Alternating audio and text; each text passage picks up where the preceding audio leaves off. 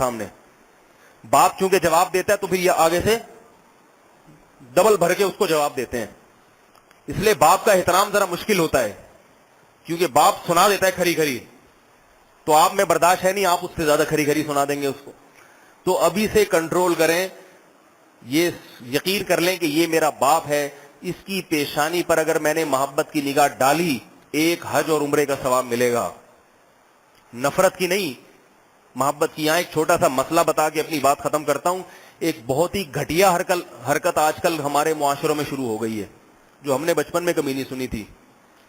باپ سے زندگی میں ہی بیٹے وراثت مانگ رہے ہیں. ابا آپ کی عمر 75 سال ہو گئی ہے, آپ ایسا کریں ہمارا حصہ ہم کو دے دیں. سمجھ میں آ رہی ہے بات؟ یہ بہت ہی گھٹیا حرکت ہے. ایسے اباؤں کو میں کہتا ہوں, ایک ابا آئے رو رہے ہیں میرے سامنے, میری بیوی بھی کہہ رہی ہے میرا حصہ دو, کہہ رہا ہے میں زندہ ہوں. میں نے کہا ان کمبختوں کو بولو تمہارا کوئی بھی حصہ نہیں ہے, اور دوبارہ کہے نا یہ, تو یہ ساری چیزیں کسی ٹرسٹ کو دے دو. بولے ایک دھیلا نہیں ملے گا ایسے گدھوں کو, ایسے نالائقوں کو, جن کو میں نے ساری زندگی کما کے کھلایا, ساری زندگی میں نے گھر میں ٹھکانہ دیا.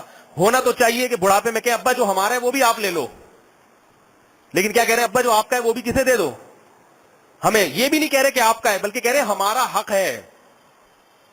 یا تو بولو نا آپ ہے مگر آپ کا ہے, مگر دے ہم دو کس کو, ہمیں کو دے دو. بلکہ کیا کہتے ہیں, ہے ہی ہمارا. کہاں سے آ گیا بھائی تمہارا, کمایا اس نے, تمہارا کہاں سے آ گیا. تو مرنے کے بعد اس لیے ملتی ہے وراثت کہ مرنے کے بعد اب میت کے ساتھ تو جا نہیں سکتی نا وہ قبر میں, اس لیے اولاد میں تقسیم کی جاتی ہے. جو اولاد باپ سے کہنا مجھے ابھی میرا حصہ چاہیے, باپ کو چاہیے اسی وقت کان سے پکڑ کے اس کو باہر نکالے. بولے تیرا حصہ گیا تیل لینے. کہاں گیا؟ تیل لینے. اس کو بھیج دو سرسوں کا تیل لینے کے لیے, بولو اب یہی کاروبار کر, یہاں سے گیا.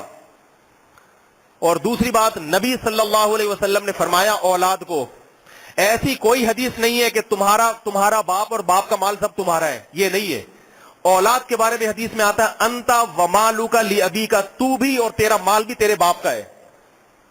باپ اگر مطالبہ کرے نا, بیٹا میں نے تجھے پالا ہے, یہ جو پڑھایا لکھا ہے, میں نے جو جاب کر رہا ہے, یہ سب میرے, اور بچپن میں میں نے تجھے کھلا کر میں بچپن میں ایڈی سینٹر میں جمع کرا دیتا نا تجھے, پھر دیکھتا تو کیا انجینئر بنتا, ڈاکٹر بنتا, تاجر بنتا.